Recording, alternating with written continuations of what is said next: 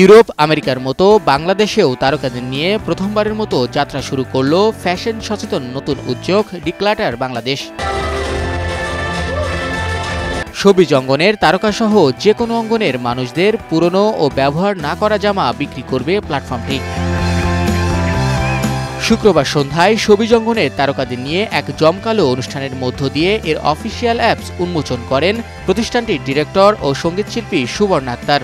Declutter Bangladesh নিয়ে প্রতিষ্ঠানটির ডিরেক্টরের পাশাপাশি নিজেদের ভাবনার কথা জানান শোবিজ তারকারা। তারা যে উদ্যোগটা নিয়েছে খুবই পজিটিভ একটা সাইড, যে মানুষ আসলে অনেক কাপড় পরে সেটা সেল করতে পারে না বা সেটা কিছু করতে পারে না, সেটাকে সেল করার একটা পদ্ধতি।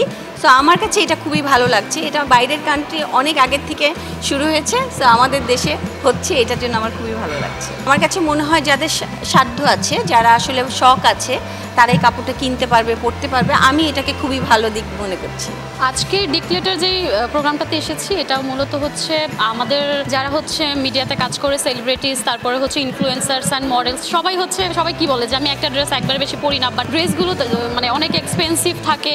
একটা ড্রেস যখন হচ্ছে কিনে ফেলে রাখে, তো অনেক সময় হয় যে জিনিসটাও নষ্ট হয়, আর নতুন একটা আলমারিতে জায়গা থাকে না নতুন ড্রেস কিনে আসবো। তখন এই প্ল্যাটফর্মটার মাধ্যমে মানুষ যেটা করতে পারবে, তাদের হচ্ছে ইউজড করা ড্রেসগুলো যেগুলো একদম নতুন থাকে বাট হচ্ছে অন্যরা পড়তে পারবে, ওই ড্রেসগুলো হচ্ছে এখানে সেল করে এই প্ল্যাটফর্মের মাধ্যমে আবার ড্রেস কিনতেও পারবে। আমার নিজস্ব একটা প্ল্যান ছিল যে আমি এমন একটা অ্যাপ খুলব। কেউ যে স্টেপটা নিয়েছে এবং খুলেছে, এটার জন্য আমি খুবই হ্যাপি। কারণ আমাদের দৈনন্দিন জীবনে আমরা অনেক কিছু ওয়েস্ট করি, যেটা আমাদের কাজে লাগে না বা পড়ে থাকে, আরেকজনের জন্য সেটা হয়তো ইউজফুল।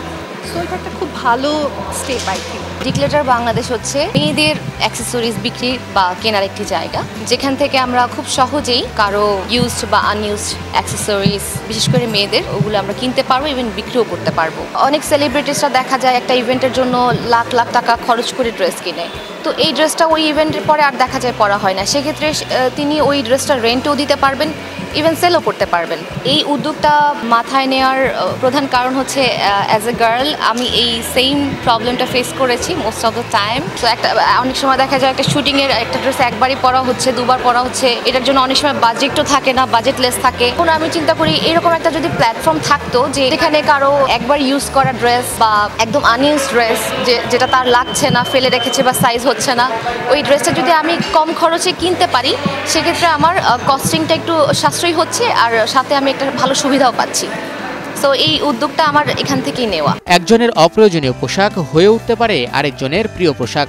পরিবেশ সুরক্ষা, অর্থ সাশ্রয় আর নতুন করে ব্যবহার, সব মিলিয়ে এই উদ্যোগ দেশব্যাপী সাড়া ফেলবে বলে প্রত্যাশা আয়োজকদের। শাহিন শুভ, নিউজ 24।